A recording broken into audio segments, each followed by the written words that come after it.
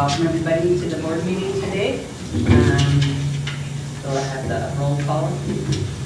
We're all here except for Dave. And Mark. Okay. No addition, well, there are some additions to the agenda. Under personal, number 1. We're going to have that.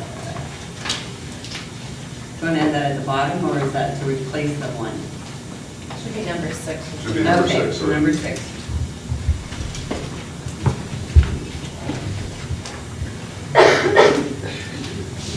That being added, I'll entertain a movement to adopt the agenda. Motion made by Lou and second by Bruce. All those in favor signify by saying aye. Aye. Opposed, same sign. Motion. I'll entertain a motion to approve, correct the minutes from the December 3rd, 2013 regular board meeting. They're in your packets. I'll make a motion that we approve the minutes. Second. I have a motion and a second. All those in favor signify by saying aye. Aye. Opposed, same sign. Motion carries. The minutes are approved. Move on to the financial reports. November 2013 treasurer's report. I'm sure I do know that Mark did come by and check all of our bills and everything else. If he comes, he'll certainly verify that, but I know he was at the office checking things. Did he find anything that he had any questions? He had a couple questions that we did bring up, but we got those answered with Joan. So would anybody like to entertain a motion to accept the treasurer's report? So moved. I have a motion. Do I have a second? Second. I have a motion and a second. On the board, all those in favor signify by saying aye. Aye. Opposed, same sign. Motion carries. November 2013 monthly balance sheet. I don't have any additions. Any questions on that from anyone on the board? Nothing that needs to be pointed out or explained? No, I think there's nothing that I haven't talked about before. On the one sheet, there's a negative piece on 242, but that is a piece that there's a budget. It's Perkins. And then $20,453 down at the bottom for capital expenditures. We do have a budget in that. We just need to shift the funds. So other than that, it's pretty normal. Did you say balance sheet? Because Yes. that's a part of the financial reports that was just approved, so you want to go. So I don't have to do the individual. Correct. Okay, move on. Sorry. We'll move on to the November 2013 bills. And now we're going to do November and December both, so with that, November and December bills. I take the same thing. Damon was in there, went through, and didn't have any questions, or whatever questions were there. Any questions that you have were answered. Would anyone like to entertain a motion for that one? Motion by David. Motion by Cheryl. Do we hear a second? Second. Second by Kelly. All those in favor signify by saying aye. Aye. Opposed, same sign. Motion carries. You don't have anything on the consent agenda, which means we'll move right on to the first item of business, which is review and discuss issues of mutual concern with the school board and the youth advisory council. So, And I guess I would like to introduce, this is a group of our leaders that work with Ms. Andrus that have helped promote our TLC, our Teacher Learning and Communicating program that we offer through our Pell 10 curriculum. And with that, I hand it over to Ms. Andrus at the far end. Okay. My name is Jen Andrus. I have been teaching here for 8 years, and I have loved every single minute of it. I want to thank you for your time today. With me, I brought 11 of my TLC leaders and 11 of past participants through the TLC unit. Also, Heather Anderson, she's a counselor here at school, to just kind of give more of a counselor feel with your questions. Do you have any concerns for me, or should I let the kids talk? You do No, it's your best. Taylor, let's start us It off. might be helpful if you give just a general overlay of the program itself. Okay. This is part of the 10th grade curriculum. I cover this first quarter, the first 4.5, or actually the last 4.5 weeks of quarter 1. Basically, it's just a thinking, learning, communicating in a positive way and trying to get the overall climate as positive and as helpful as we possibly can. And I guess I would add that part of the curriculum is working on students accepting each other and looking at forming empathy for each other and bonding with their classmates. So, go ahead, Mr. Mead. I am Trevor Mead. I am a junior and I am a TLC participant. And like one thing like I learned that it was an overall just a great experience, but it really helped breaking down like people's like barriers. Because like as we go through life, we might like do things that are like bad, and you want to put up walls, and you want to keep yourself enclosed. You don't always want to share your experiences with people because you don't want to get hurt. But going through this TLC, you really learn to let down some of those barriers and let other people in and let them help you. And I thought that was just wonderful and amazing. Like listening to my classmates and my peers as they broke down their walls and they shared their feelings with me, and as I shared my feelings with them, and I learned that life isn't always perfect, and to get through it in the best way possible, we need to connect with each other, and we need to help each other through our experiences. And without that TLC like setting, it's really hard to just get into an environment with your friends where you can just share things with them. And through the TLC, it's really a great experience to break down the barriers and connect with your classmates. I'm Jackie Solom. I'm a senior, and I am a TLC participant. I really like the TLC unit just because I've never been the one to open up, or like I hated opening up. I hated crying, and Ms. Zay kind of taught me that crying's okay, and you kind of like look around and you see that there's people there for you. Most people don't realize that people feel alone, like they have no one. And you come to this TLC unit and you start connecting with your classmates that, there's people that I've never really talked to, and all of a sudden we were talking every day afterwards and just got closer and learned a lot about each other, and I just learned to trust people more and be more open to people. Good. I was going to talk about the wall, but Trevor really covered that. Good job there. I was just going to say that nowadays, social media is a huge part of the teenager's life. I mean, it's Twitter, Facebook, Instagram, it's all around. And a lot of conversation is dealt on the internet. A lot of people are more focused on texting each other, and maybe person-to-person confrontations can be a lot more awkward or difficult for some people, and a lot of people, maybe they're shy, and so they don't really want to partake in these activities. But this TLC totally just blew my mind, because I was a really shy person, and I was really I was honestly scared before we did a TLC, and I almost backed out of it. And some people talked to me, some of my friends, and they're like, no, you should do it, you should try it. Some of the people that had already partaken in TLC. And after it, I was able to share with my classmates about things in my life, and they totally had my back. Before going into TLC, I really didn't have a lot of trust for people, because like Trevor said about the walls, a lot of my walls had been put up because I didn't trust in a lot of people because they were broken. And through TLC, I was able to really take my walls back down and let people into my life, and not really throughout social media, I was able to more realize that a person-to-person confrontation and trusting each other and going through to each other is a lot better than anything even close to through technology or on the internet or talking to people online. That you always, from people to people, it's something we all need, and it's something that is, I would say it's a problem that people are talking through social media more, but we always need people, and we always need each other, and I would say that has really impacted you.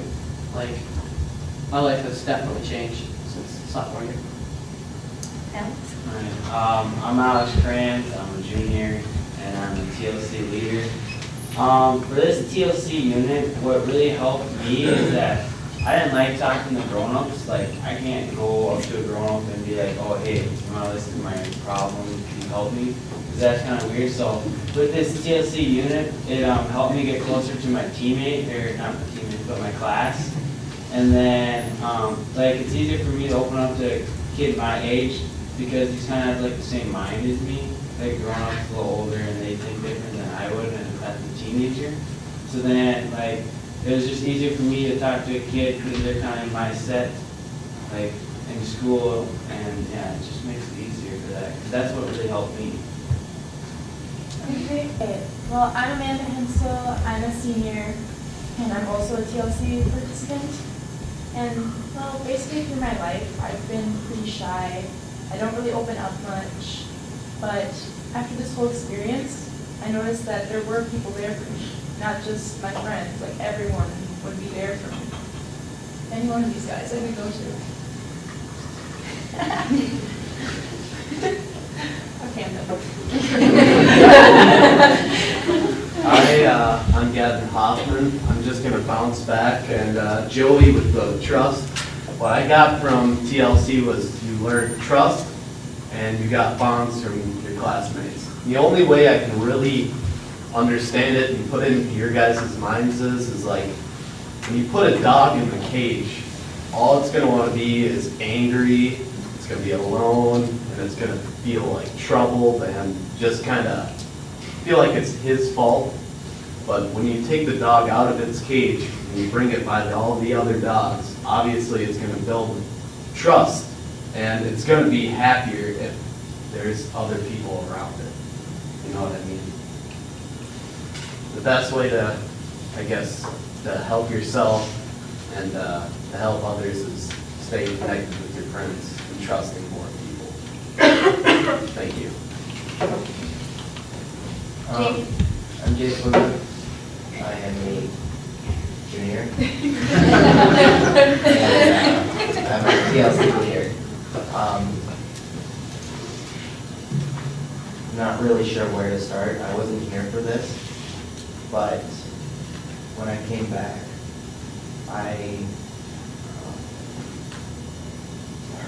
how do I say it? I saw the differences in all the people, and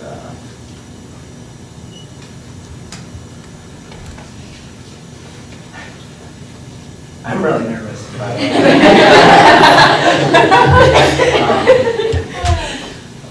I saw the differences in everybody, and I felt like when I came back, they were here for me. Thank you.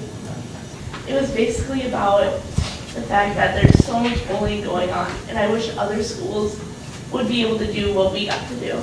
Because it helped so much. And the blog was about it. It's basically about anti-bullying, depression, teen suicide. Like, some people don't have other people to talk to, and people on there could message me anonymously if they wanted to. And I think just from the whole TLC unit, it intensified like me wanting to do that. Like, I got a lot of people to go on that site, and there's people on there that I talk to every single day, and they tell me about their problems because they have no one else to talk to. And just from the whole TLC unit, I actually was going to opt out of it, and I'm so happy that I didn't, because it definitely makes, like, you look at people a completely different way. And there's people like I didn't even think I was gonna talk to about my problems, and now I do, and it just changes like your whole perspective on everything. So that's basically my gist of it. Sorry. Thank you. Alright, I'm Taylor Schaefer. I'm a junior and I'm a TLC leader.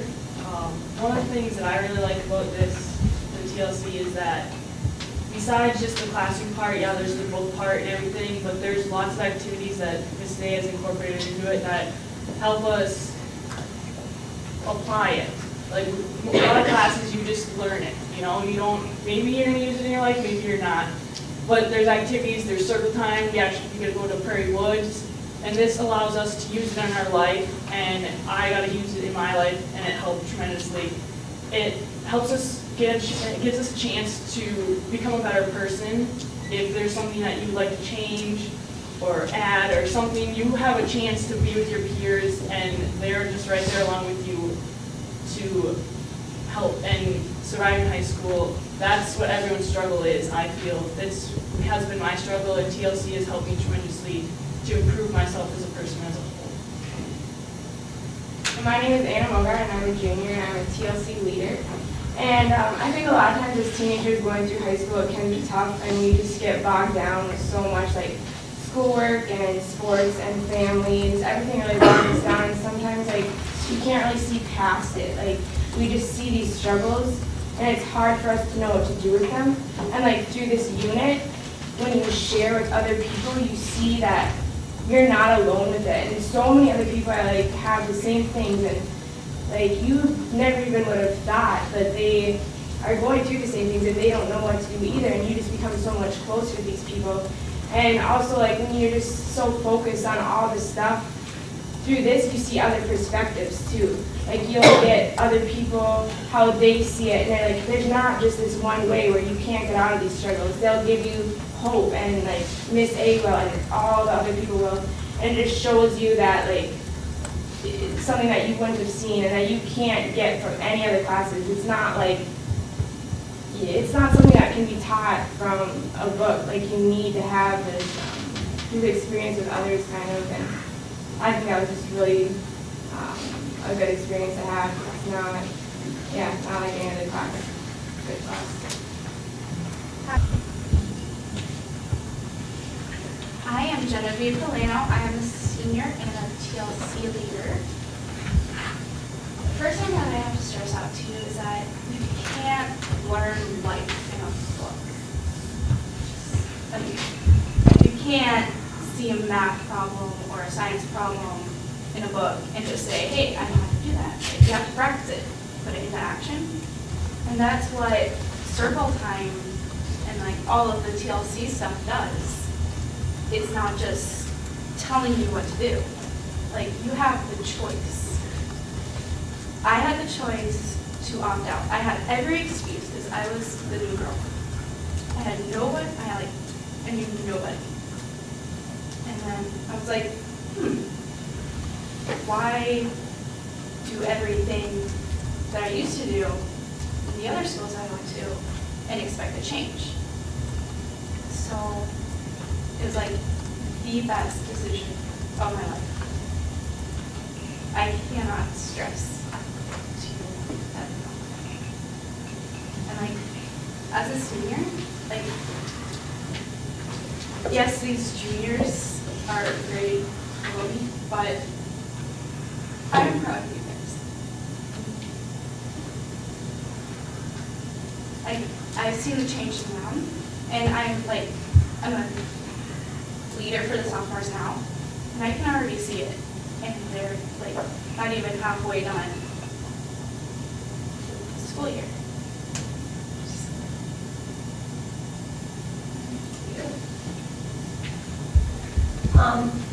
I'm Rita Singh, and I'm a senior, and I am a TLC peer, so that's pretty cool.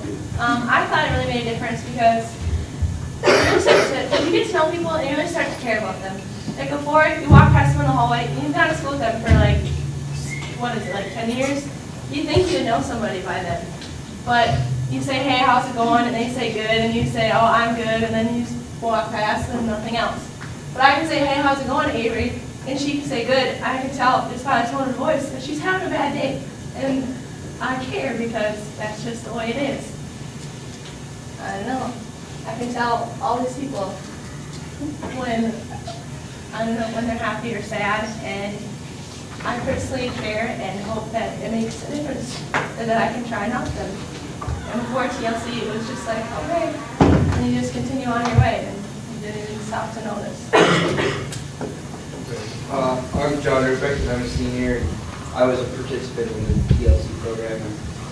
I don't know, Avery said it's called surviving high school, and that's, I don't know, I feel like that's the way it is for like some schools, and it was kind of like that here, like we just had to survive and get through it, and then, I don't know, like, I've talked to my friends that go to other schools, and they're like, you know, well, we have this group, and we have this group, and this group hates this group, and that group over there is really weird, and I'm just like, what? Like, what are these groups? Like, I don't know what that is, because we've never really had groups here.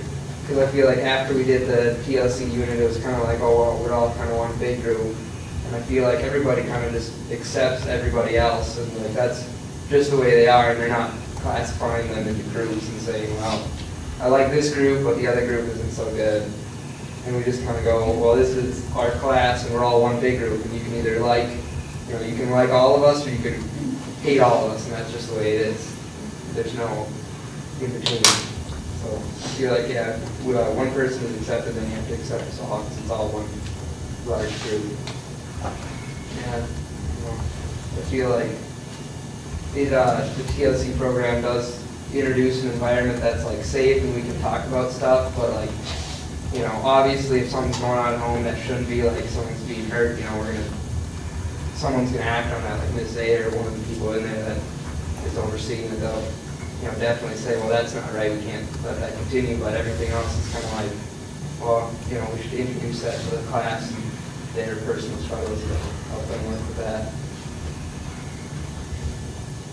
All right. I'm gonna start with, you guys seen the movies Rocky Balboa? Well, I tend to like those, and I see there's a quote in there that really I like to live by, kind of. It kind of goes like this. There's something, I'm gonna tell you something you already know. The world isn't full of sunshine and rainbows. It is a very mean and nasty place. And I don't care how tough you are, it will beat you to your knees and keep you there permanently if you let it.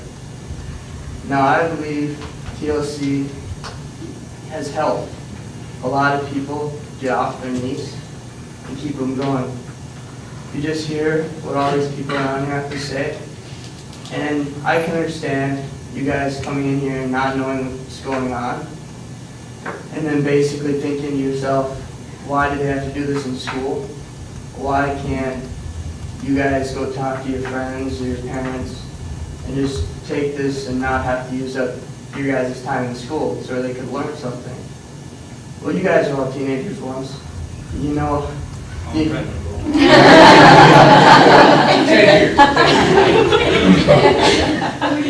And I'm one right now, and I even do this. I don't like to accept my way of thinking is wrong, which a lot of the time it is. But that's just the way we are. So you don't want to go tell somebody your problems because you don't normally do that.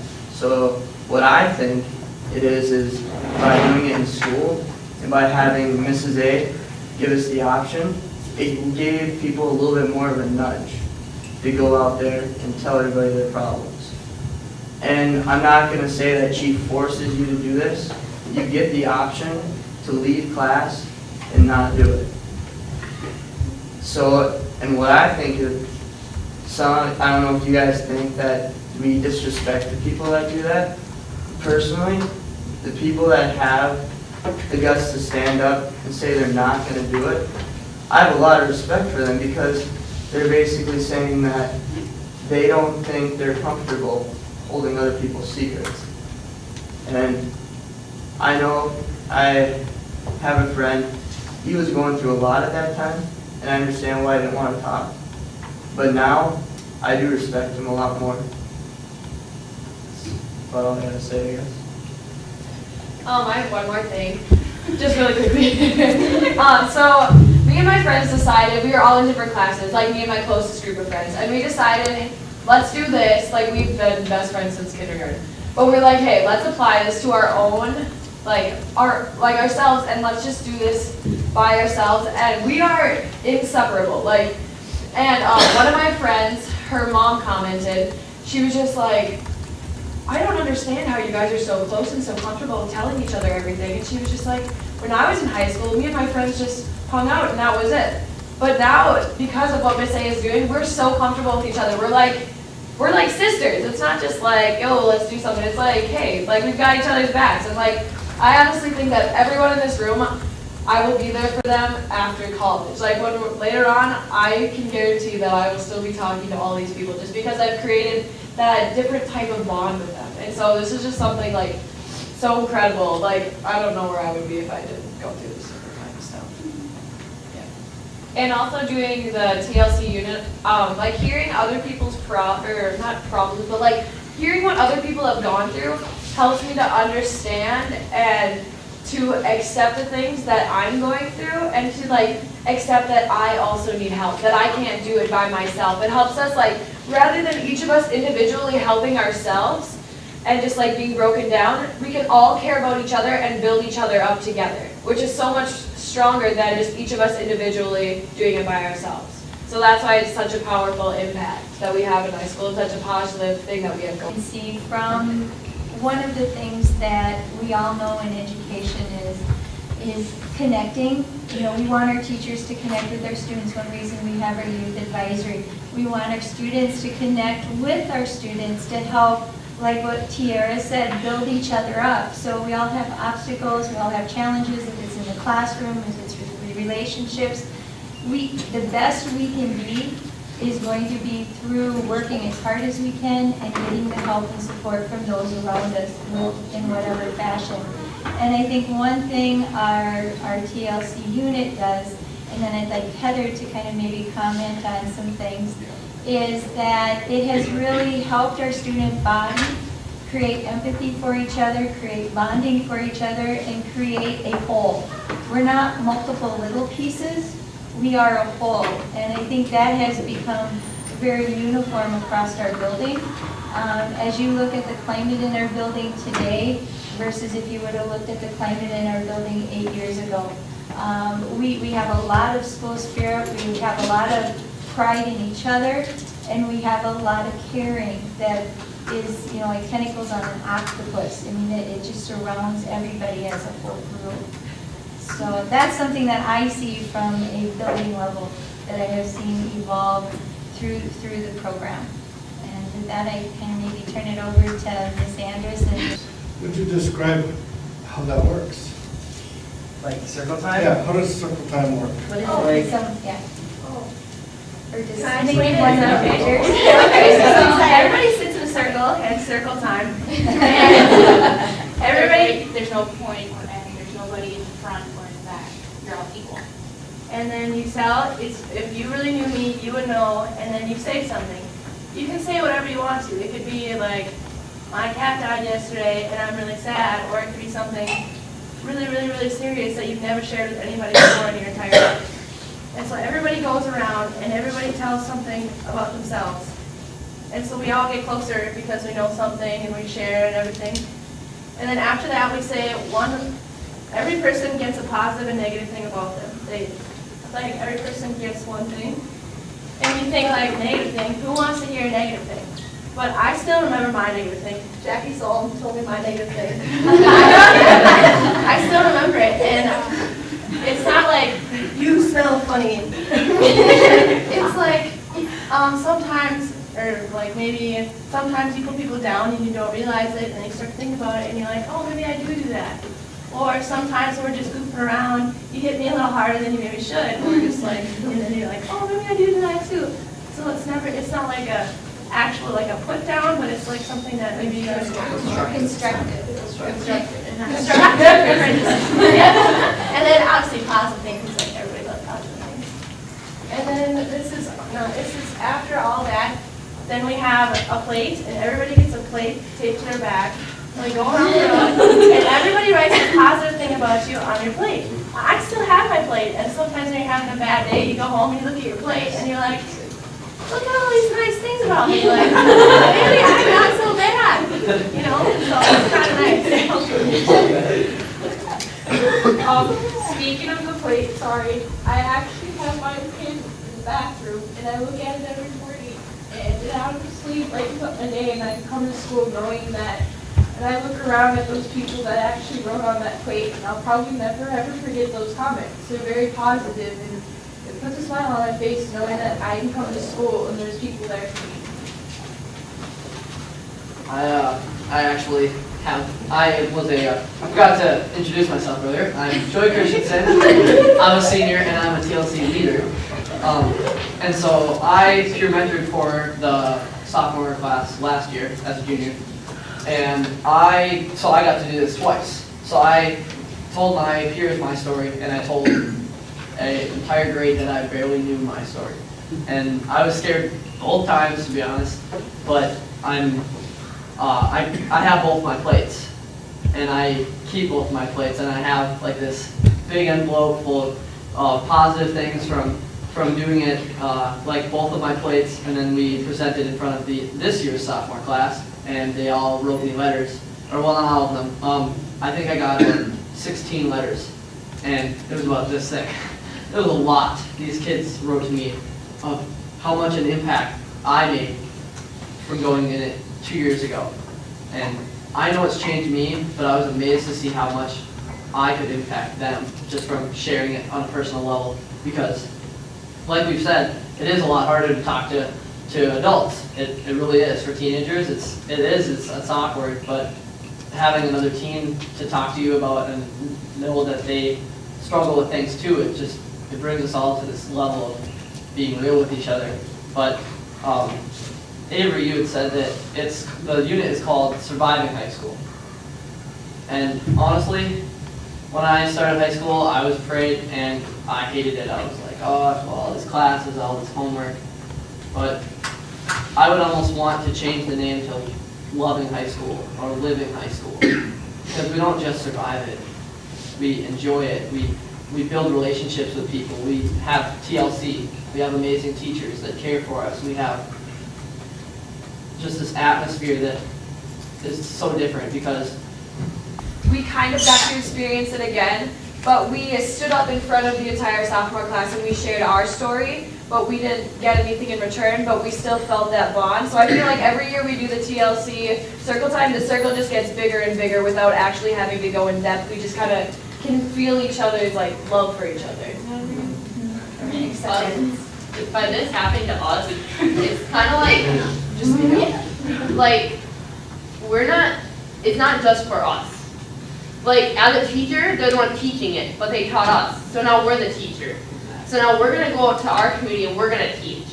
It's not like you have to be in the class and it happens to you and your life is great. We got it to us, so now we're going to do it to our brothers and sisters and our friends from McCoy or New London or Eden Valley, or we're going to carry it out to all the other schools. It may not change everybody's life, but every life counts, right? So just by us learning it, it's teaching everybody. Right, I'm asking a question. I've heard all these great stories and you can tell from here, sitting looking at your face, and yes, we're all old and we've all, but trust me, there are so many of you there that I can so relate to from high school. But the question that I have is, everybody's talking about this great program, like somebody's gonna snatch it away. Where, is that what this is about? That there's, and I'm asking, where'd you go?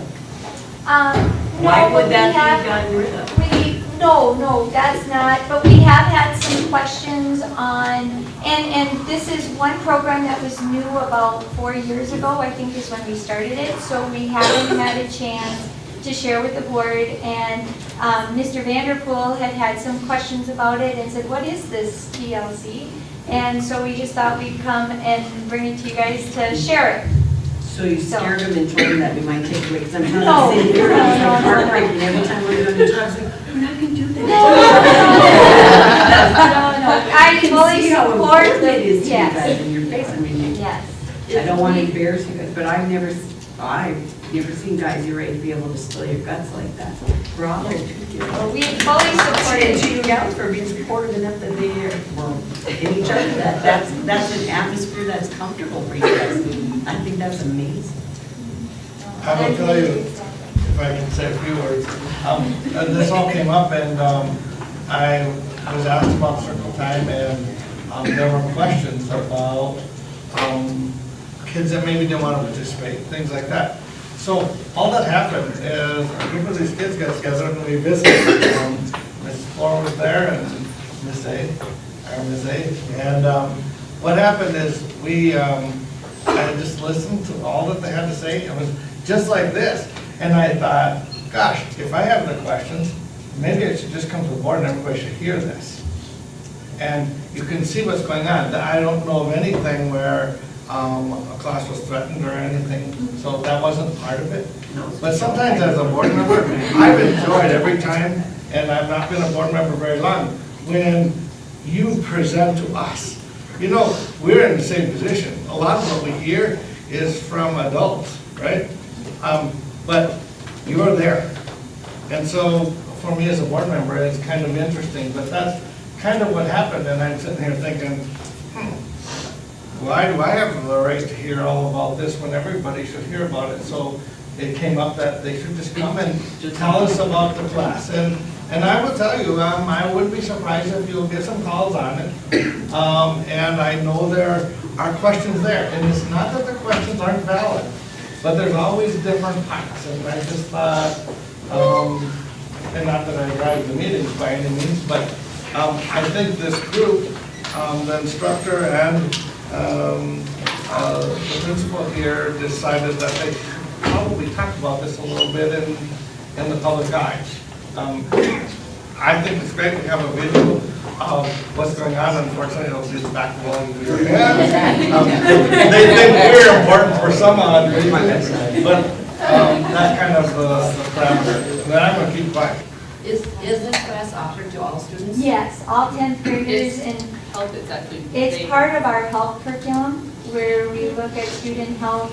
Our counselors go in at different times during the year, and they talk about some of the different issues high school students have, besides just physical health, mental health, depression, anxiety, kind of all of those things.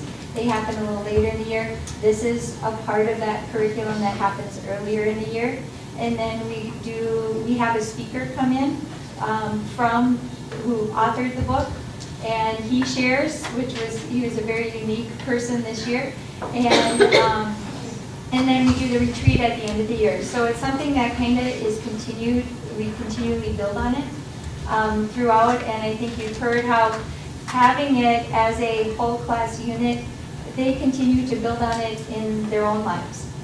We met with the ministers a few weeks ago, Bob and I did, and we have even heard where some of the different parishes in our community are using kind of modified ideas from our TLC and how successful it has been there.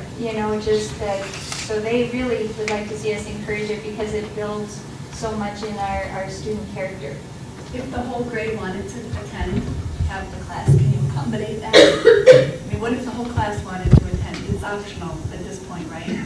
Right, and we do, we can accommodate that. So, and I met with a couple of the student leaders looking at maybe adding even a mid-year activity next year, like kind of around Christmas time. That would be kind of an addition to it, so. Actually, I just want to say, this is just a phenomenal group of, kids, and I think they said tons of just wonderful stuff, and I mean, their testimonies outweigh anything I'm going to throw out at you, but I just think, they did a great job touching on so many different avenues and different perspectives of it, and several of them talked about how just Circle Time changed their lives and changed and saved so many kids' lives, and I think what's been really cool is Miss A connects with these kids so differently on just a whole different level. And, Miss A and I have a good relationship, and she comes to me and she'll bounce ideas off me and just say, you know what, this is a concern, what do I need to do? How do we go from here? And I think that's kind of that safety net that needs to be there. Because Circle Time, there's a lot of things that come out that can be huge, deep, personal stuff. For these kids, it's a lot for them to take on, but again, like they said, a lot of them are going to go to their friends to talk about their problems anyways. We can't, as adults, we can't fix everything, and so many times they're going to go to their friends to try to get help and support and stuff. But the nice thing about this is they all learned that Miss A is a trustful person that they can go to if they need help, and if she can't help them, she'll direct them to where they need to go. This year, too, with Circle Time, she let me kind of come into the class and, do my little spiel and get to know them and all that. Granted, a lot of the kids here I did know. But I kind of just said, you know what, counseling doesn't have to be a scary thing. Because for a lot of times people have that bad taste in their mouth, like, I don't want to talk to an adult, they're scary and they don't know, and yuck. And so kind of giving them that real faith of just, you know what, it doesn't have to be a terrible thing, it doesn't have to be scary. But when they go to circle time and they're talking and they see how everyone else is and how they're doing, they get that support. And some of them, I've even had kids who just, they're having a hard time because they've heard other people's stories and like, how do I handle this? And so, you know, I'll even meet with those kids, almost that compassion, just like, I don't know how to handle this. And so I work with, you know, kids for that too. And there's been times every year where Miss A will come up to me and just say, you know what, I have a list full of kids that I'm really concerned because their story, something was going on, or maybe it was a mandated reporting situation or whatever, and, you know, she talks to them, and then that gets passed down to me, and then I work with the kids and stuff too. So, you know, the thing is we're catching a lot of kids who might have gone throughout these 4 years of high school and talked to nobody about what's going on, or decided, you know what, I'm gonna go and mask my problems with drugs or other very bad choices. And so I think we're catching a lot of kids that we would never have, plus the fact they're getting support and they're feeling more comfortable with their peers, which, you know, is an awesome thing. It's funny, these kids talk about how they're so connected to everyone, and I reflect back, like in my high school, granted I was in a bigger high school, I talked to one person and it's like a Christmas card once a year. You know, and it's really sad that I have no connection. And these guys, when they say, oh yeah, you know, I'm going to be friends with these people forever, I truly believe that. And they will. You know, even now they come back at holiday time. I'm sure on Friday there'll be those that will trickle back in and want to say hi. And, you know, Miss A is always nominated as favorite teacher. And there's a reason, because, you know, she's genuine. People can trust her and the kids can talk to her and they know that she's going to be honest and she's going to tell them the truth. And she's an awesome teacher. I second that. Very I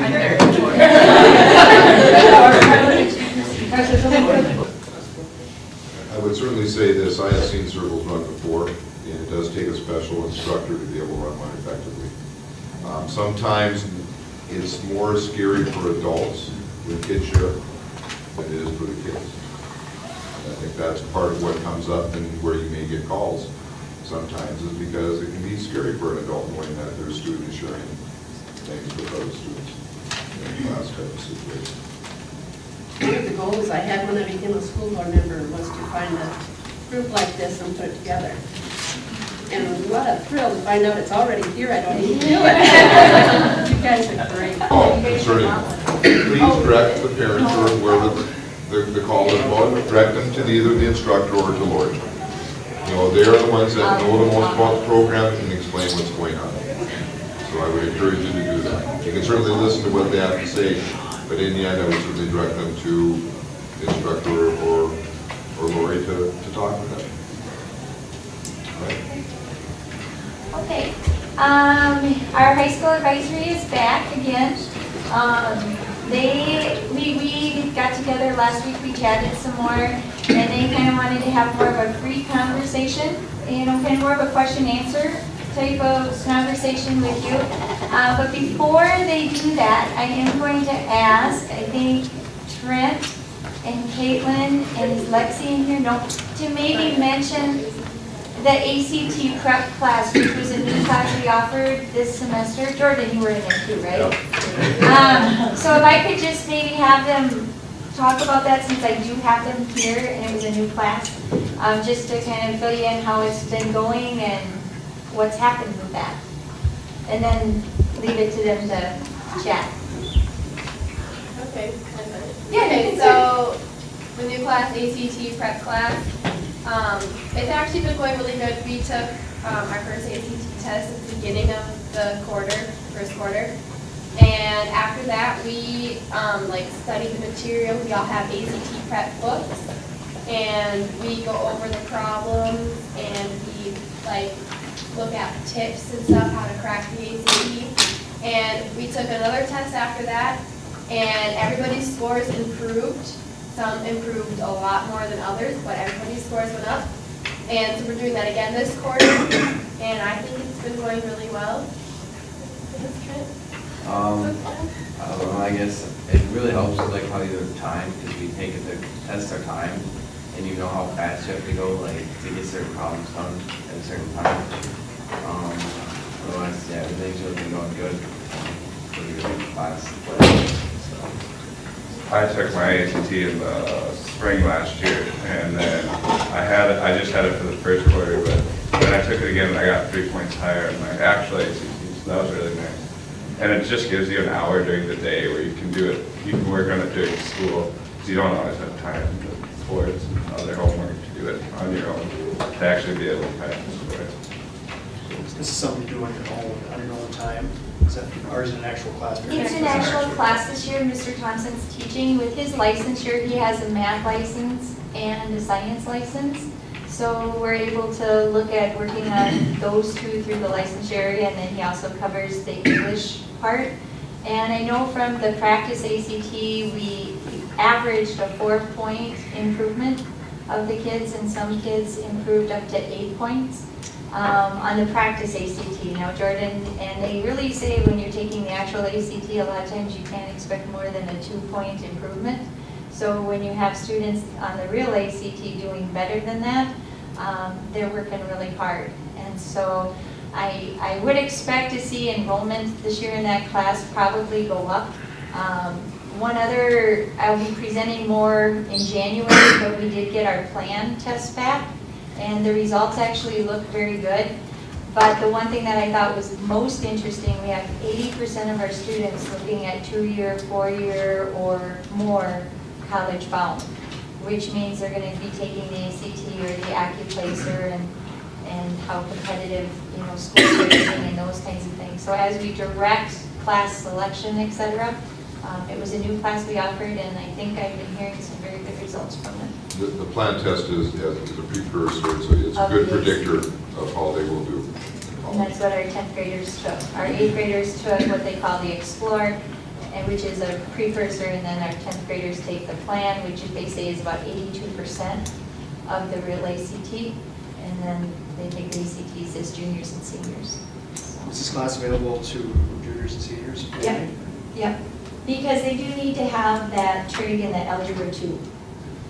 So we kind of focus it in on that junior senior group. Can I say that it wouldn't? Oh, it Mr. wouldn't- Thompson yeah, teaches it, he's right here. It wouldn't hurt to open it up to sophomores if they have the time. When we register them, they don't have a lot of time for electives, but, most of those kids could study during the summer too and take it their sophomore year. A lot of these kids start, algebra in 8th grade, geometry in 9th grade. There's only 4 questions on the trig. So the math is not a big deal, but the English, and I was hoping to maybe get Mrs. Flanders or Mr. Butler or somebody to come in and help me out with the English grammar stuff, and I think that would be fun.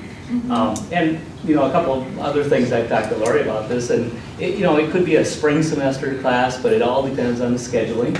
And it could be a quarter class if that would work, but I don't know where the kids would go. If they could come in out of a study hall and just do it for a quarter, like Jordan did, take it, do that ACT and be done.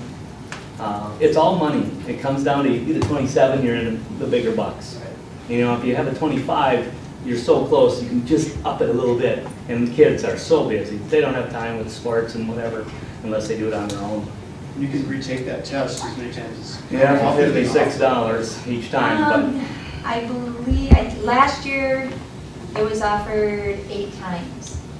It doesn't look good if you've taken it 4 or 5 times. I know we've had a couple kids that have, right now, have taken it a 3rd time, and they've improved each time.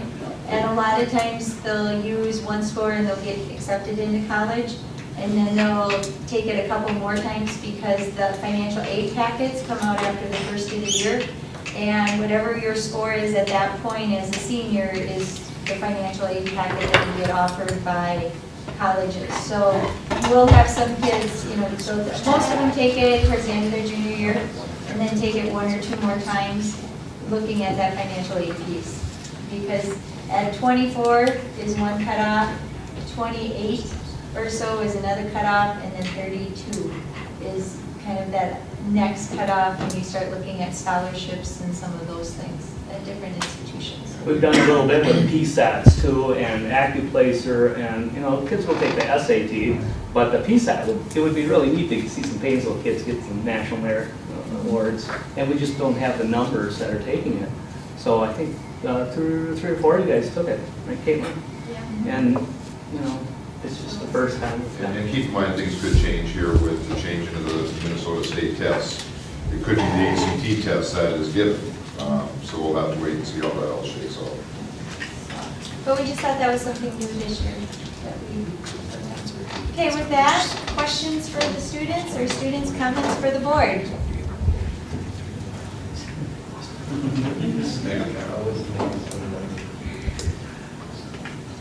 Well, do you guys have any questions?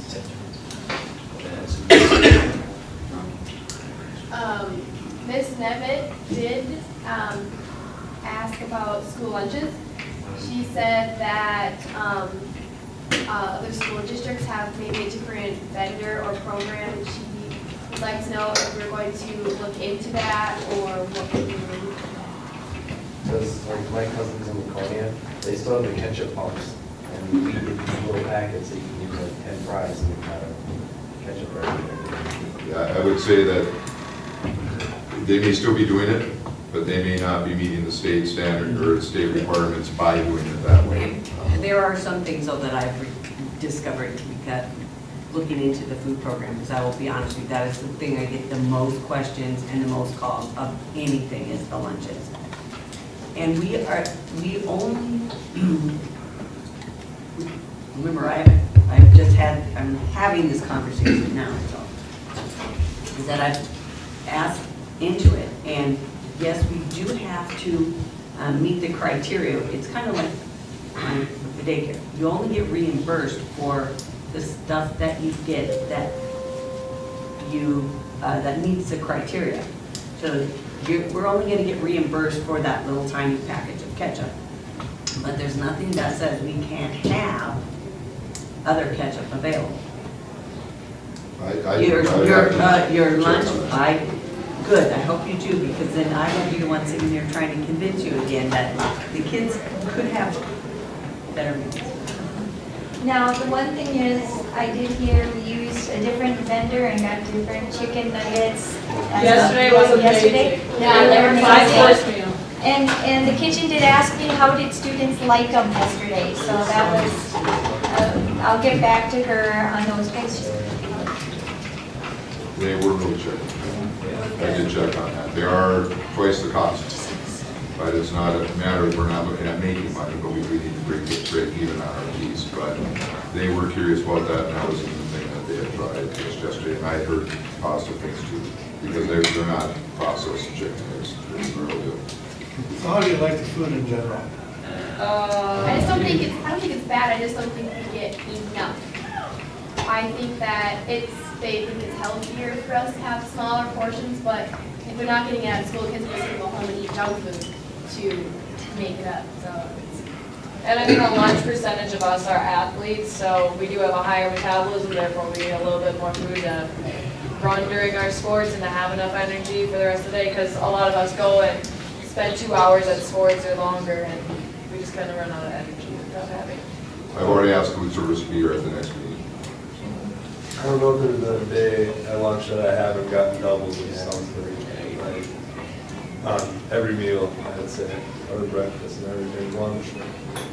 I feel like one day we get like enough, like that fills us up, and then the next day we just get by with it, like we get nothing. So a lot of stuff gets thrown away? Yeah.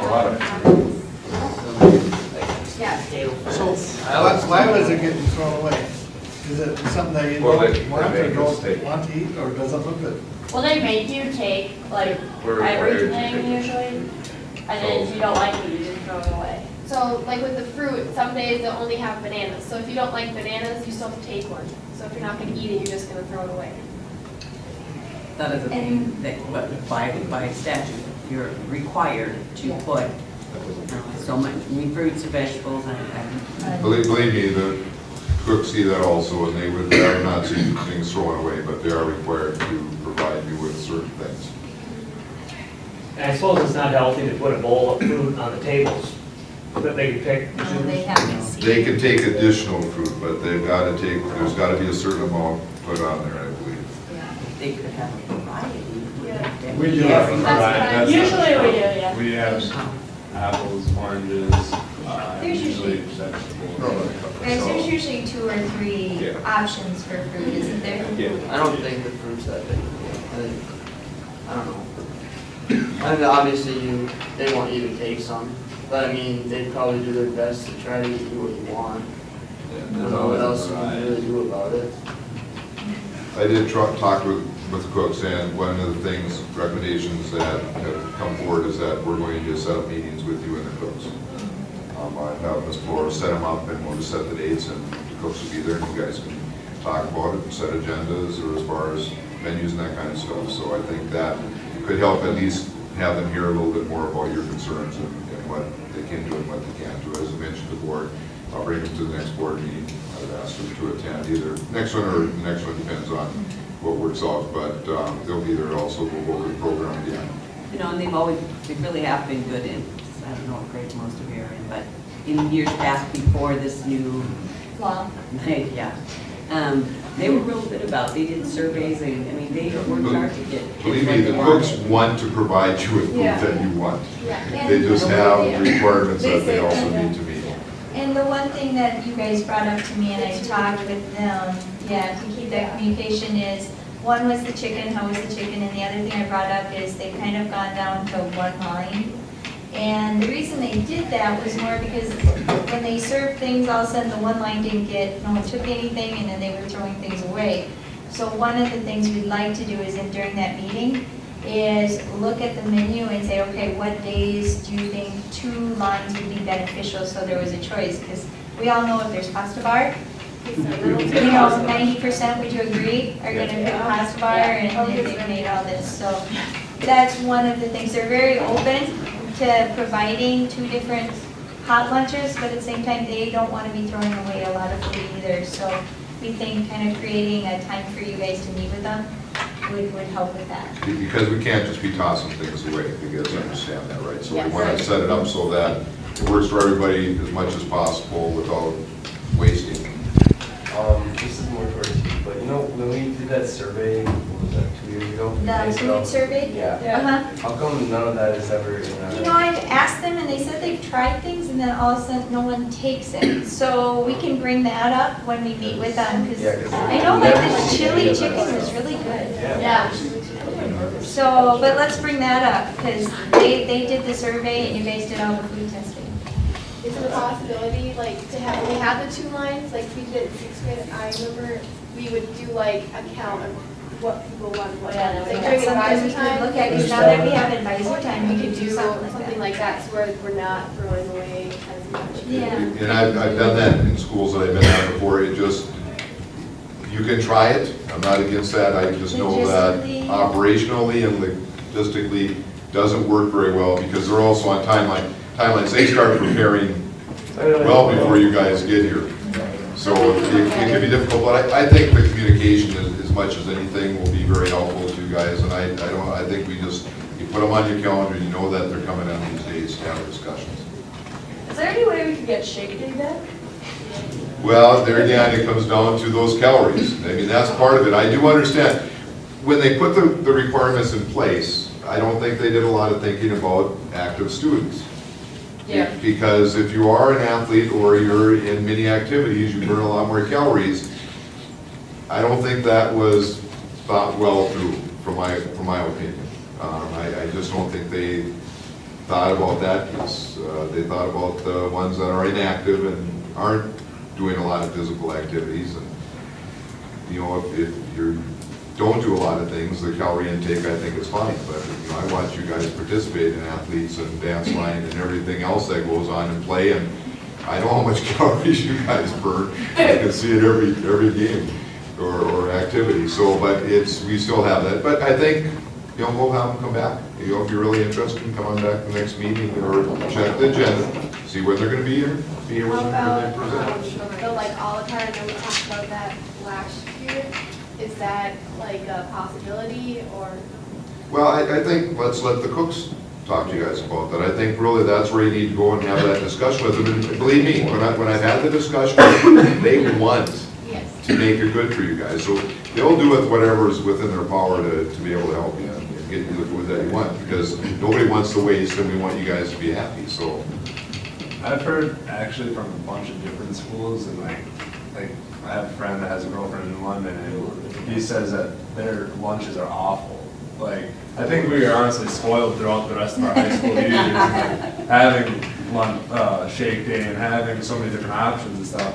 I don't think other schools had that, so they had horrible lunches compared to ours. And I still think, from what I hear from other schools, that our lunches are still superb to other schools in their area. I do a lot of reading, and I've been in a number of schools throughout my career. There is not a place I've been that this has not been a concern of students. Yeah. Right. And, hey, you gotta eat it. You gotta have lunch, so you gotta bring those concerns forward. So, but you're not alone, I promise you that. Yeah, exactly. Yeah, because like in London, they said that over half the kids I don't even think eat there, which is that bad. Hopefully the discussion with the cooks will help. In fact, I just read an article, and I'll send it, I told the cooks today I was going to send it to them, about a student who helped develop some menu items. You know, I don't know how they're working out. The article didn't go that far, but I think they're willing to do those things for you. And that feedback, like the chicken, they were excited when I told them we found the chicken. So, you know, I think it's just a matter of us kind of continuing to find some things that work. Could you guys share maybe some different things that have been highlights this year for you in school, either in the classroom or outside of school that's involved school activities, different things?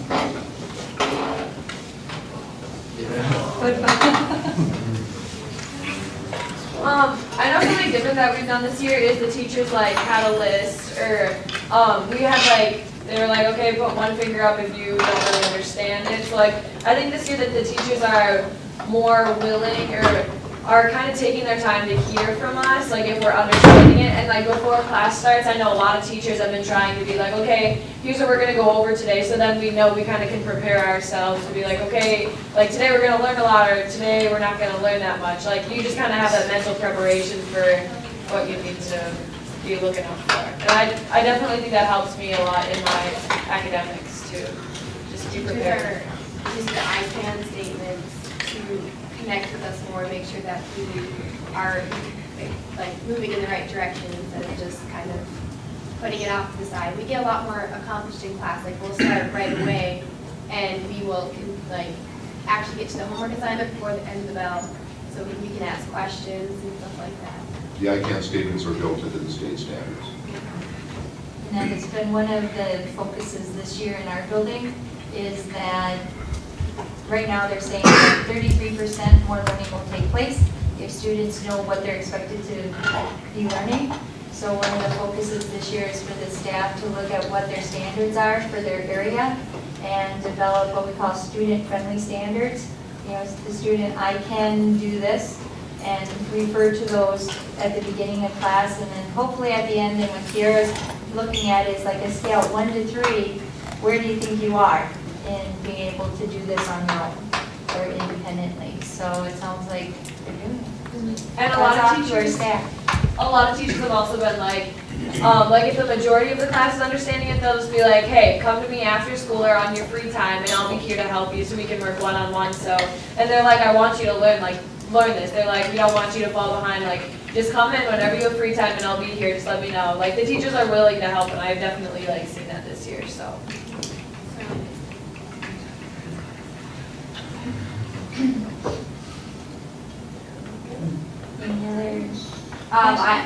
I also think that study hall, I know that's always a back and forth thing, but that has helped a lot of students get homework done. Because like in the past years, we haven't used it much, but now that the teachers are like, hey, do your homework until the sport, we get so much more done. And I'm a 3-sport athlete, so it's awesome. And one of the questions that's coming up is because the students without a doubt have heard that I'm not a big fan of study hall, so I expected that to come up. Do be aware that the study halls are fine. I would just like to have more options. Also besides that, for students who don't necessarily either use a study hall or would like something else. But if we're going to have study halls, it is important to me that they are used. All right? I would say that the study hall teachers are more, like, they're on top of things now. They don't like, they'll be like, okay, I want you to do your homework. Or like, they don't even just let you go to the library anymore without like pass or like a legitimate excuse instead of just hanging out in the library. A reason. Yeah. An academic reason to go. And I would say that's something else that the staff has worked really hard on this year is utilizing study hall as far as to redirecting students to use it, to be working on something, or going over grades, etc.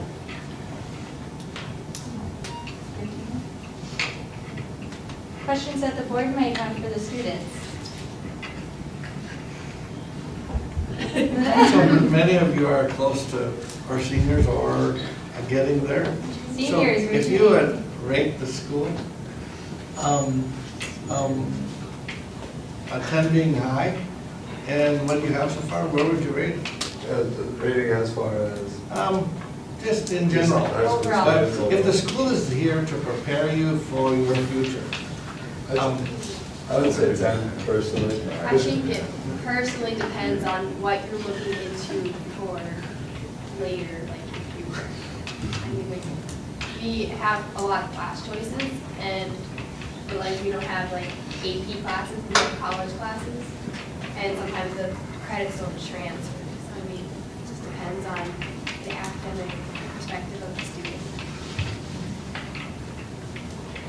I think if you compare it to like more of a togetherness or just like a environmental wise, I've heard that like other schools are way worse or just like not close. Or there's like we said earlier, they're clicky and they don't talk to each other and stuff like that. So I think we're pretty good in that general area. We have a lot of school spirit. Obviously, compliments of our school. Oh, I can see it every game I go to. You make yourself known. And another thing that we're trying is the Winter Pet Fest, which I think will be really fun. So the winter sports can get recognized instead of always just the fall sports. Yep. And it's not just the sports, it's like all the groups. So like us as principals advisory will get recognized, like each individual group, like band and choir, like chess club, you know, all that stuff that people are just like, oh, cool. Like it's, they'll be like, woo. So.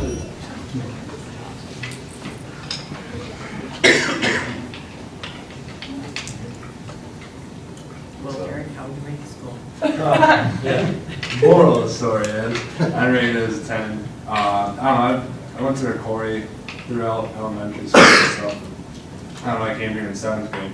Even that transition from 6th to 7th, it wasn't my high school experience in Corey, but judging from my elementary experience in Corey, I loved Paynesville compared to it. It just was smaller, the school size, and I remember even in elementary school, like it was already starting to turn into cliques all over the place. And I was in elementary school, I couldn't even imagine what the high school would be like. And I talked to people, my friends and stuff, and like, I don't know, they stay in their friend group and don't really get out and like support others. Like we support everybody. Like I don't know anything that I have. Like I've never knocked onto, like I've been to every meet that has been to be offered or whatever, just showing support and stuff. And I don't know. I just like that everybody gets along to a certain degree. Like I won't hang out with everybody just because I don't know, but like I can have a conversation with anybody in my entire school without getting annoyed or having them angry with me or anything like that. I don't know, I just think it's really cool for our school. Do you have any more questions?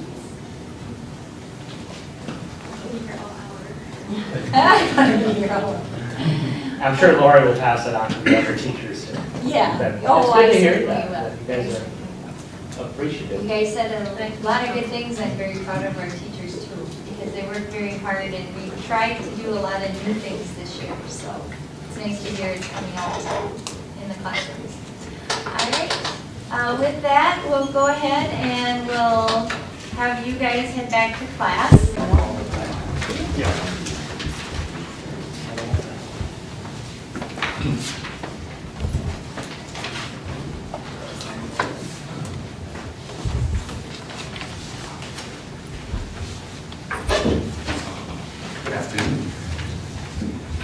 we had a courtyard at Corey, and I always liked getting locked out there, so. Yeah. Mine's not throwing it there. Just a few things, you'll see that we'll have our long-term subs coming through. We were able to hire 4 long-term subs for 5 positions. We had one that, if everything works out, and they promise me it will, that it won't overlap. And so one of the subs will be able to do 2 of them. So had some really good applicants. We have some new teachers who are just getting out of college that are going to get their feet wet a little bit, but I'm highly recommended, so we're excited for that. So that'll be coming through. Just with the elementary, with December, we had our 3rd grade music program last week. Shar, as usual, did an outstanding job, and the kids really enjoyed themselves. We'll continue to do things like prelude singers going over to the manor and singing, and students doing caroling and some things like that. After Christmas, we will start with our individualized programs for students who need help on some of the skills for the MCAs. We'll be starting our math program. We had about 45 kids in that last year, 3rd through 5th. So we'll do that program again. We're going to be looking at a reading program also. And those will be individualized to work on areas where students maybe didn't do so well on practice tests. We also have our morning team crew, and that's they'll go a couple weeks, they'll take a week off, they'll go a couple more weeks, and they have anywhere between 14 and 17 students that come in, and they start at 7 in the morning, and they are fired up. They have a school store. They made crafts, and they sold a bunch of the crafts that they made, and they're going to be donating some money to a charity in St. Cloud for children. And so that's been a really good group for us. We're also going to be looking at creating something for students who don't have internet at home, because school is becoming, technology based, and we have a number of students who aren't able to work on any of the math or reading opportunities that are on the computer. And then we also would give students the opportunity to work on some of their MCA skills. And we're going to do that from 7:45 to 8:05.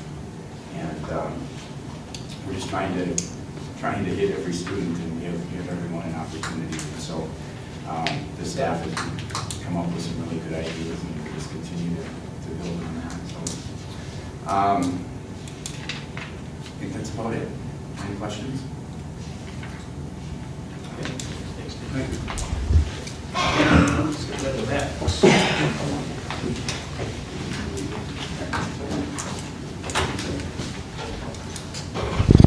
Well, I thought I'd start first and ask if you guys have any questions. Maybe sometimes I come up to the front and tell you what I think you want to know, but is there anything that you guys have any questions on about what's going on right now? For me, You have the kids very well poised to do. I was just going to tell you that I'm broke now because I handed out enough $20 bills for all that stuff. I could have just bought the padding myself, but yeah, that's pretty good, because I always thought that looked like a nice gym for BBE. It is blue in there. We're pretty much in the full swing of winter right now, right in the middle of all of our seasons. The one act play is just beginning.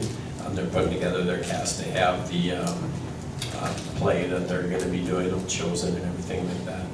We actually host the subsection for speech this year, which will be the first time since I've been here, so it'll be something new for myself. That's in March. It wasn't very nice of me to put all those proud ofs and then skip the meeting last time, Dave? But that won't be happening for very much longer. Area football scheduling is going to be happening more than likely starting in the fall of 2015. So that means that next fall is more than likely going to be our last conference football. It'll be basically a football-only conference that'll be developed by the state. There'll be a 7-person committee, 1 person from the State High School League, 3 coaches. I doubt I'll get selected for that one, but, and 3 administrators from across the state, various regions, and they're going to place teams in either 14, 16, 10, just kind of depending on the geography and the size of the schools into groups, and then you will get your schedule from inside that group, and that will be the only place you will get your schedule, and that will be brought down through the State High School League. So that's actually going to be some big stuff, because in my estimation, that will probably change the conferences that we're in altogether. This is my 4th year now as an AD, and prior to our conference shrinking in size, that was pretty much what the entire conversation was every time we got together in the fall, of who didn't want to play who and who was too big for them to want to play them, or however that would all shake out. We're going to be right back in that boat, because we had 18 schools in our conference when I came on board, and we split into a couple different conferences and realigned sometimes. So that's going to be happening. Obviously, it would have to make it, I mean, for us to change any conference stuff would have to be an administrative thing, but we don't have any choice in the football items, and so. What's driving that? Well, there's a representative from a suburb down in the metro, Eden Prairie, who had put some legislation on the board, if I understand correctly, at the state legislation that was going to mandate that the state of Minnesota do statewide scheduling. So the State High School League is just being proactive rather than having a state law telling them what they have to do. They're going to do that. There's some larger schools that are having a hard time finding Is that games. ultimately what's driving it, is scheduling difficulties for some schools? Yeah, for some schools. Distances, I think, Yeah, all all they would have to do is, the guy that comes, that does the legal and council advice, speaks to the ADs at area meetings. He says his simple solution is that school could just divide into 8 schools and play each other 8 times, and they would have a full schedule. You know, for us, it's fairly competitive because we can find schools our size. When you're the largest school in the state of Minnesota, there's no finding a school that's larger than you to know what it's like to play schools bigger than you. So, but that's where it's coming from, and that's going to change things. It's going to take a lot of time, because it's going to change how do you do all conference or all district or all section. What do you name it? It's not going to be the name of our conference. Who knows? We may be in a conference with Eden Valley and New London and so on and so forth. Do they have a timeline on that, Max? Yeah, there is some timelines. I actually just got in the mail on Friday some stuff, and I just got an email while I've been here. There's a webinar that if you, that ADs and administration from schools invited to go on. If you don't go on to the webinar, you don't have the right to do the survey for the questions that they ask, and it's important to you, so obviously we'll be doing that. But those webinars are to start in January, and then the council will place schools by August. And in August of 2014 is when those schools will meet together to determine their schedule for 2015 and how they'll work that out. So.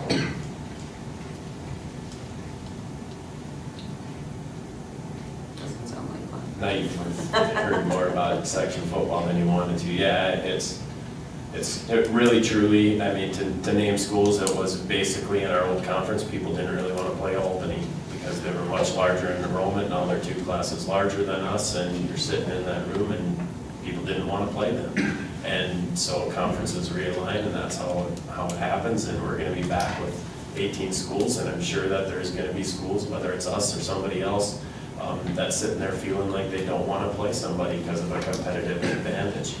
And it's all fine if you're one of the schools in the middle as far as enrollment wise or competitive balance wise, but if you're either the smallest school or the least competitive, it's not fair, right? As long as we're the best competitive wise and the largest school in the pod that we're in, then we'll be happy. Otherwise, that's how that works. Any other questions?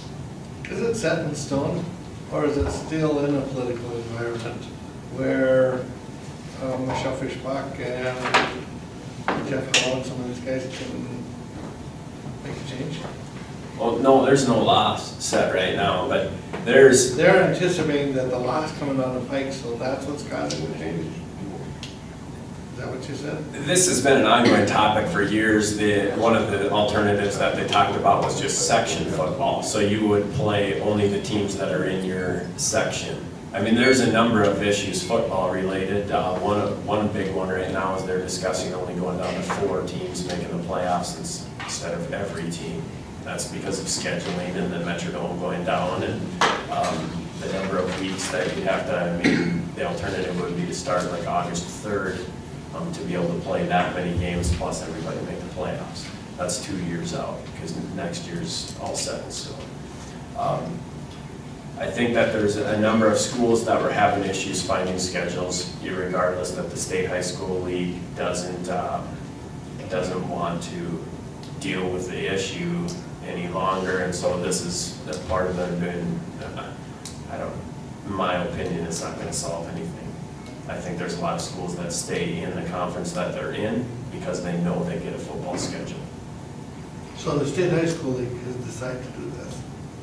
Yes. Proactively. So what kind of representation do small schools have there? Or is it one of those things that pretty quick the representation is all by larger schools? Well, So who's making the, yeah, our place for board, this discussion, but I'm curious. we have, there's a State High School League board of representatives. Do they represent smaller schools? Somewhat, larger yeah. schools? I mean, there is a representative or a voice that we have from the closest that I'm aware of would be St. Cloud Cathedral and Montevideo schools. Those issues are happening, the smaller schools, and also years ago, they didn't play in National Falls or something in football. Yeah, they play They're that. scrambling for games, so I don't know if it's just a large school problem. I mean, it hasn't been a problem for Paynesville. No, but just they're looking at conference stability because the State High School League spends an amount of their time placing conference-less schools in conferences so that they can get schedules. It's very difficult to, I think for those schools that have been in that position where you have to fill your entire schedules with non-conference games. I mean, we get a slate of, well, for football, all 8 games. But, you're not only do you have to find an opponent, but you have to find an opponent that has an opening the week that you do, and then to try and get 4 home games and 4 away games and not travel all across the state. And then you also have to be fortunate enough to be in either a competitive imbalance where the other team feels that they have a great advantage, otherwise why would they want to schedule you? For instance, Eden Valley 3-4 years ago would have wanted to play but their stability in their conference allowed them to know that they have a football schedule.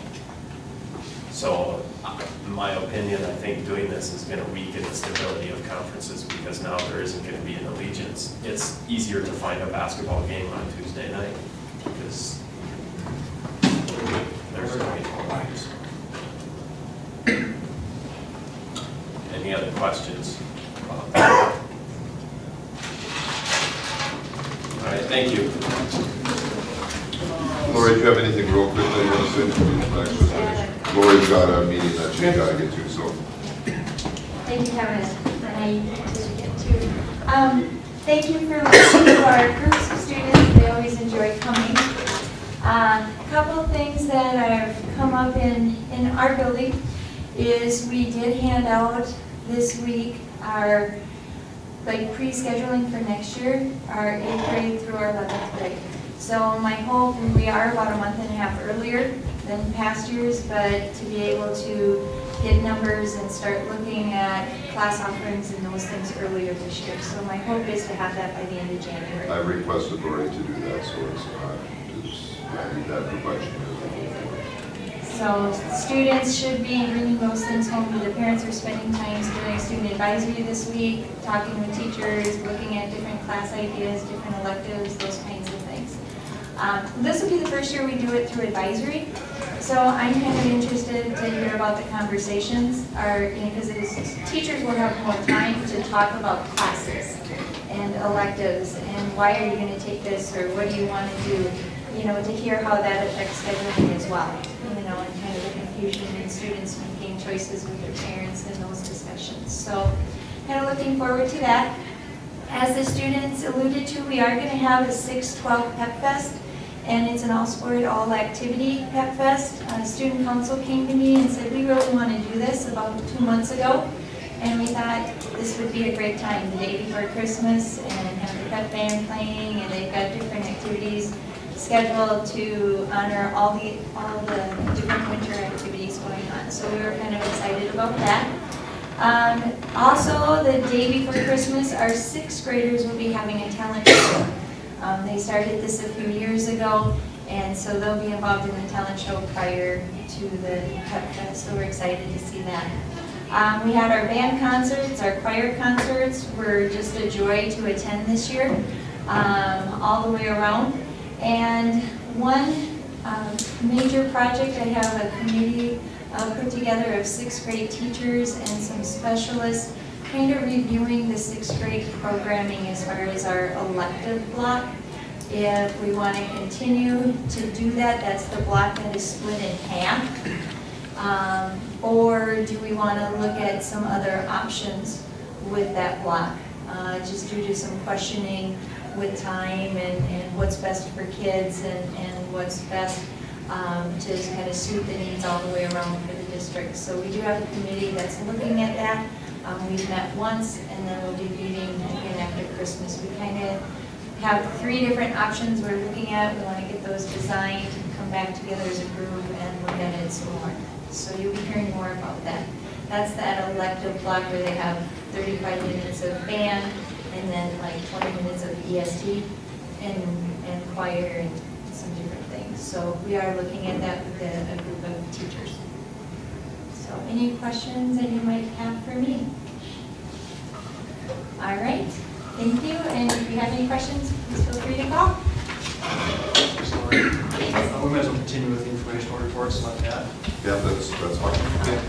Yeah, and if you can go on down and then go back. Okay. Let's go from here because I'm close to the microphone. Let's see, busy winter so far with many new activities and programs. Our numbers are strong this year. We're officially a Silver Sneakers and Silver and Fit providing fitness center now. Our numbers are very strong there. And episode 8 of our BNC TV will be posted tomorrow. And I'm just really proud of the kids we have. They're just really coming outside of their shells and really starting to do more producing and some editing and things too. So, any questions for me? Okay, thank you. Well, we did get our freezer unit in. Kramer refrigeration put it in. It's up and working. It's been holding steady. I did get a letter from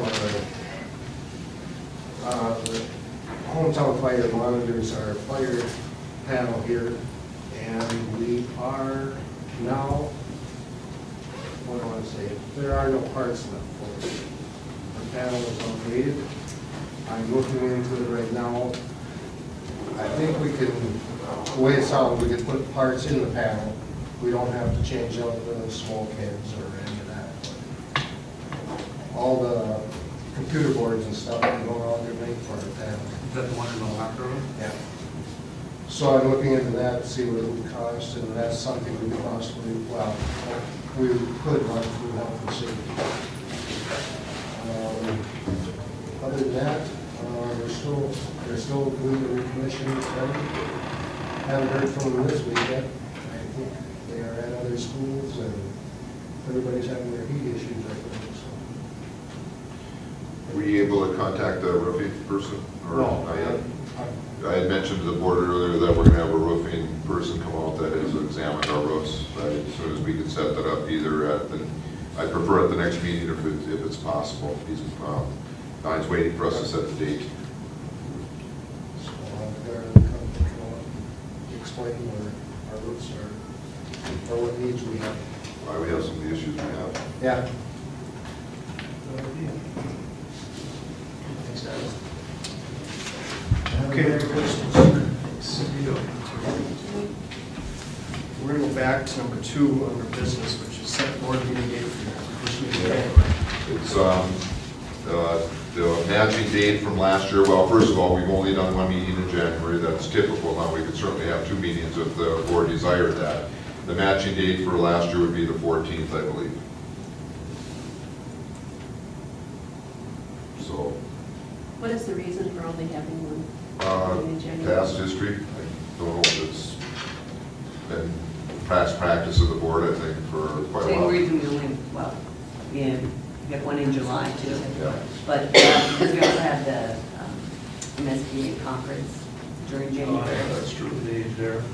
So there's not a lot of, usually not a lot of stuff. And I think we could get by without any issues for one meeting in January. I think we have a number of things that we need to talk about, but I think it certainly be worthwhile. I was just curious. Yeah. So So I just, well, that would be my recommendation, if you want to go with matching, there was, I think, 15th last year, it was 14th this year, so. Let's see, 14th at 6:30. So I need a motion by the board to set that. Motion by Bloom and second by Deb. Any further discussion? Any questions by, Any questions from the audience? Hearing none, all those in favor signify by saying aye. Aye. Opposed, same sign. the other piece that I'll send out, if you remember last year, I sent you a quick blurb on that first meeting in January. I'll resend that to the board, it's just a reminder that we said a lot of things during that meeting. So it'll be a reminder that we set our committees, we set our number, or our board meeting dates and all of that during that meeting. So I will send that out to the board. Motion carried.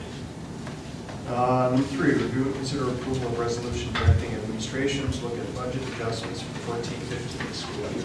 Now, this is an annual, nothing different. I would say, based on our enrollment and where we are financially, there will be budget adjustments. I've certainly mentioned that to the board a number of times. So it is a resolution.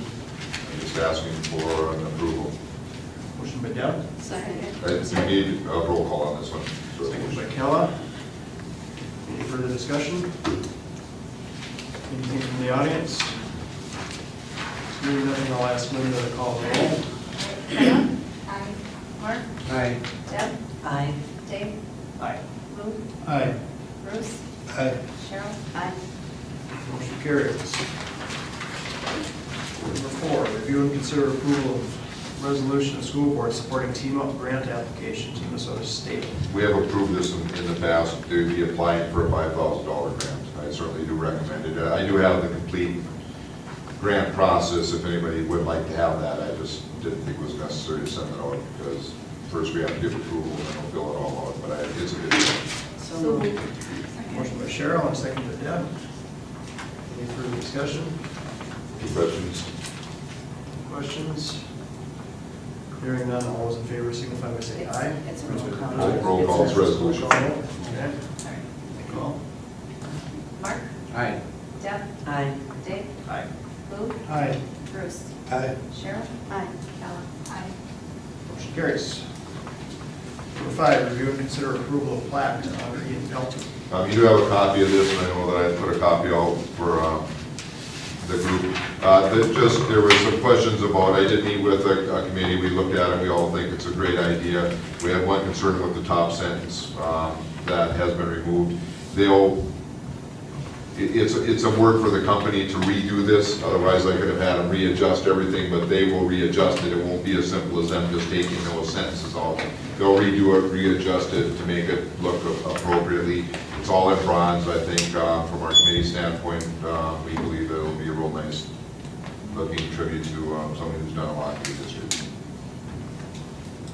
About 18 by 20, so it'll be a good size. I'll make a motion to approve that.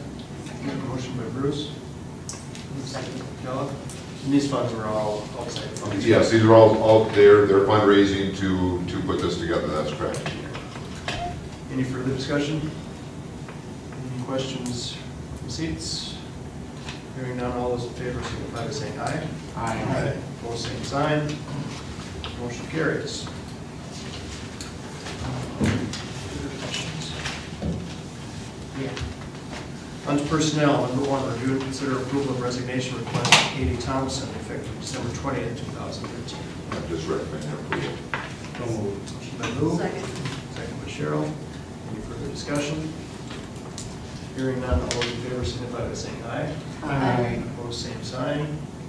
Motion carries. The next group are my maternity subs, so All of them are subs for, they're all long-term subs for okay, staff will be going on maternity leave. we'll go through each of them separately. Yes.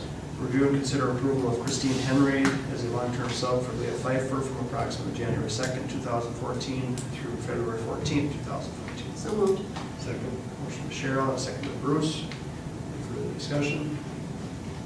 Hearing none, all those in favor signify by saying aye. Aye. Opposed, same sign. Motion carries. Number 3, review and consider approval of Megan Weezer as long-term sub for Sarah Golds from approximately January 2nd, 2014 through February 28th, 2014. So moved. Motion by Cheryl, second by Bruce. Any further discussion? Hearing none, all those in favor signify by saying aye. Aye. Opposed, same sign. Motion carries. Number 4, review and consider approval of Christine Henley as long-term sub for Marie Zagrothy from approximately February 21st, 2014 through April 17th, 2014. So moved. Motion by Cheryl. Second by Bruce. Any further discussion? Hearing none, all those in favor signify by saying aye. Aye. Opposed, same sign. Motion carries. Number 5, review and consider approval of Tyler Ulau as long-term sub for Tammy Maher from approximately January 19, 2014 through March 14, 2014. So moved. Cheryl? Second by Bruce. Any further discussion? Hearing none, all those in favor signify by saying aye. Aye. Opposed, same I sign. have the one addition. Motion carries. And we have, which is probably, should be number 6 under personnel. Yes, it would be, sorry about that. Okay. Review and consider approval of Tori Waltermont as long-term sub for Sarah Habrath from approximately January 6, 2014 through February 28, 2014. This hire is contingent upon license approval by MDE. Reason that has been added to this is because this will be a newly finishing person. We've got the word of MDE and SESU that they will push things through. That was kind of what Dave was talking about. We just need to work this. If the timing doesn't work out, then we'll have to just get a regular sub until the paperwork is completed. So it's contingent upon all those things. So moved. We have a motion by Kala and a second by Deb, is that right? Yes. Yes. Any further discussion? Hearing none, all those in favor signify by saying aye. Aye. Opposed, same sign. Motion carries. Okay, we'll resume with informational reports. And we've got listed custodial negotiations, food service, paraprofessional, and teacher negotiations. All of those are still in progress. We're making progress, and we're hoping to bring something to the board here shortly after the first of the year. We'll see how it goes. Some are going faster than others, but we keep on moving. And then we'll go into Deb for district-wide staff development. Nope, I was not at the district-wide meeting. I just feel, and I think just the majority of our meeting really was the discussion of the upcoming in-service date. There was a survey that was sent out to the staff, and we looked at the survey, and we've come up with kind of a game plan. During my administrative meeting, we're going to take what we kind of talked about at the staff development meeting, and now as administrator, we're going to put our pieces in place. I think we're meeting tomorrow to discuss that, kind of put an agenda together for what our in-service day on the 20th will look like. So that was the major piece of the whole discussion. All right, Kelly, continue again. Well, this is a working meeting. We separate papers, their education papers, and advertise them and talk about who is coming. I guess every 5 years, teachers need to renew their licensure, and Mrs. Pfeiffer is a leader in chairing this group, and so she notifies them if they're looking short, or reminding them that they're coming due.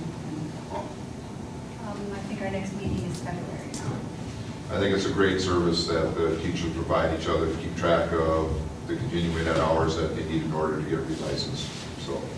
it's good. Mark, technology. Yeah, we met on December 5th. We discussed the conversion of the Google Mail, that everybody had the opportunity to, hopefully everybody's getting their mail. And with that, we also identified some training that needs to be continued to be offered for some of the staff for like their calendar and some of the other things, that programs that we would need to do. They plan on accomplishing some of that training through staff development on January 20th. We also identified some of the other staff like custodials, professionals, cooks, other personnel that needs some additional training or actually have to get training on this application. So that'll be going on here also in the future. We also discussed the servers and the technology that we have is getting older, and so we're trying to put together some ideas what direction that we might need to do or go with that also. And also the kind of the white elephant in the room was always talking about Jim's retirement and what is it that can mean to us and how are we going to fill that void. And there's a lot of different options that that we could potentially go down, but it all is going to cost money to us. He is retired. He will be retiring in the next few years or a couple of years. Yeah, he's not exactly sure. He certainly said he would give the advance notice. Right. But his intent is not to work forever. Right. So we would rather have a plan in place than all of a sudden we wake up one morning, Jim's gone, and we don't know what we're going to do. Yeah. So that's really the part of that. And we also discussed looking at online registrations for the kids and some of the other programs that are offered out there for other school districts have for like lunch accounts and so on and so forth. So some of that other technology things that we're looking at also maybe doing or looking into doing. And then we're set up the next meeting for January 23rd at 7 a.m. So a lot of different things that we're talking about, technology and where we're going to go and our technology plan, updating that. Good conversations, but as always, money seems to enter those conversations. Okay, thanks, Mark. And Bob. Just a few things. I did meet with the city, and also Bruce was there.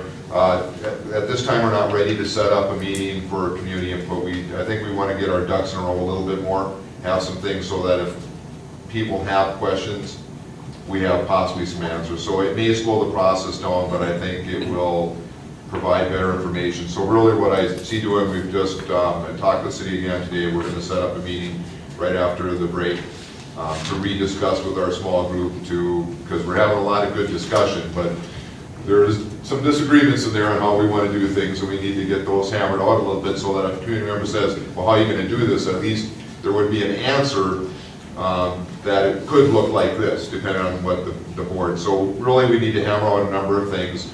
I would need to bring that stuff back to the board just for you to look at, not to act on, but to at least say, well, you might want to look at changing this. We're not really looking at this so much. This makes sense, doesn't make sense.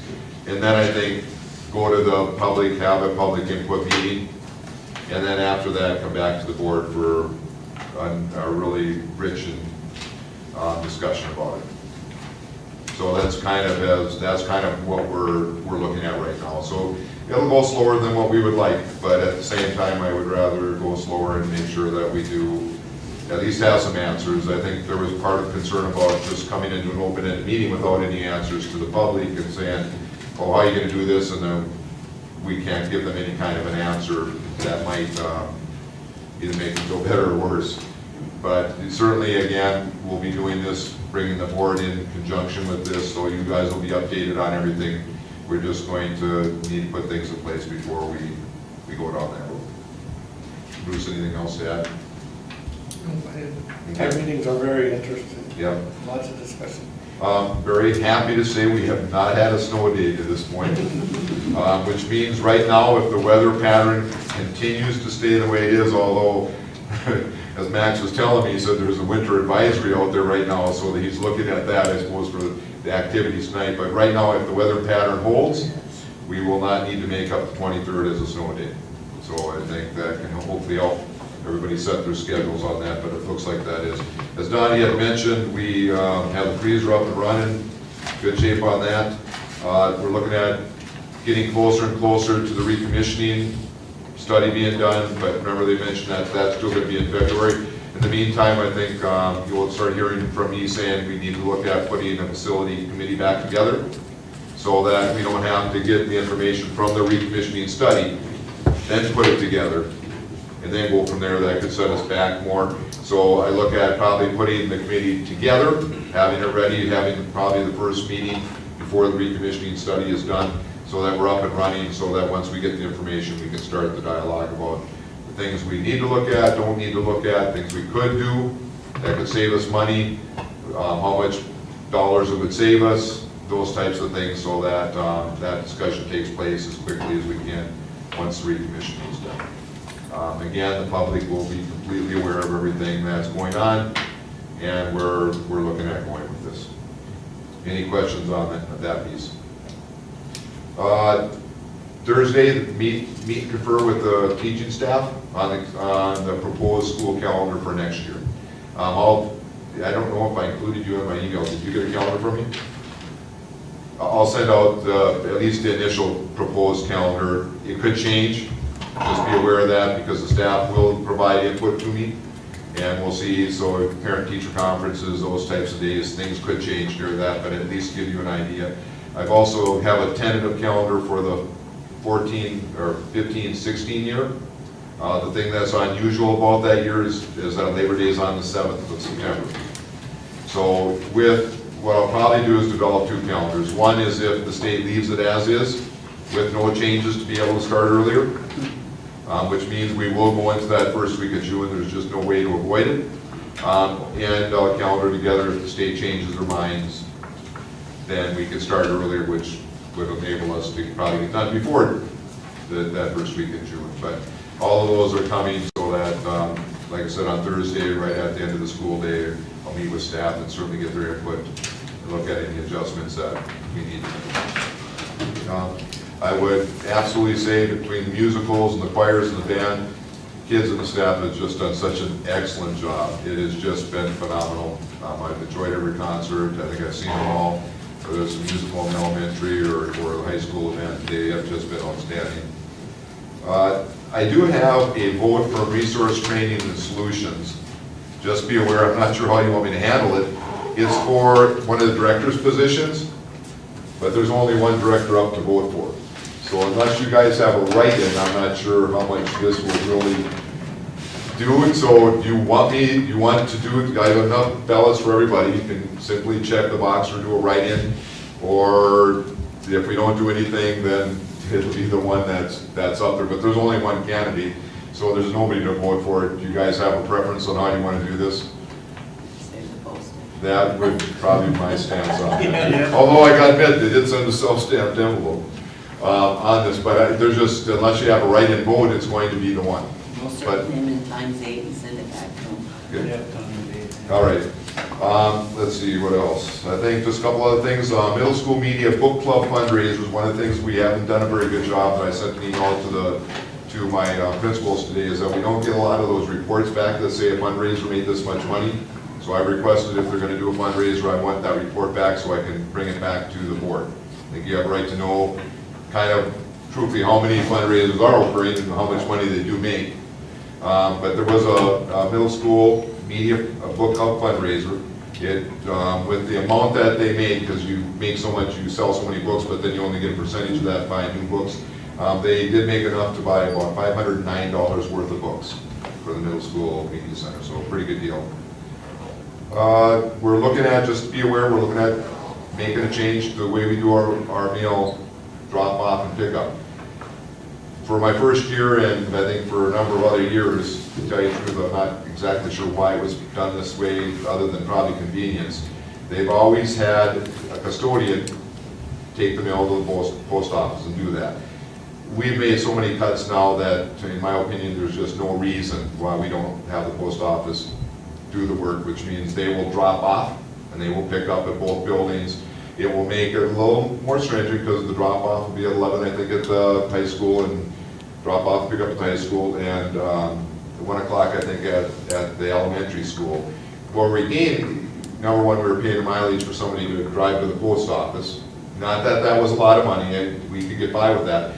My bigger concern is that you also lose about half an hour of Yeah, time. it gets to be a hassle. Yeah, and it just doesn't make sense to me. So we're looking at that, probably right after the first year, we'll put it in place. The post office doesn't want us bouncing back and forth, and I would understand that. We'll put that in place first, and then we'll look at whether we need to have 2 pickups in our inter-school mail pieces too. That, if we changed it and it didn't work, we could always flip that back. But first, we'll look at the post office. It saves us a little bit of money, but more importantly, the time for the custodians. Just a reminder that the board leadership conference is on January 16th and 17th. If you want to do a pre-workshop, let me know so I get you registered for that, although you can still go to it. It's just does cost $10 more to go to a pre-workshop on Wednesday. And also, I was reminded today that I'll bring back on the 17th the ad for the yearbook. We didn't answer that question. We just kind of tabled it, and I'll bring it back at our first meeting in January. So do think about that. If you need the sheet again, I can resend it out to you, but it's really up to the board on whether they want to do that ad, those dollars to go back to the school for the yearbook. That's all I have. Okay. Anything else? Unless you have questions for me. Anything else from anybody?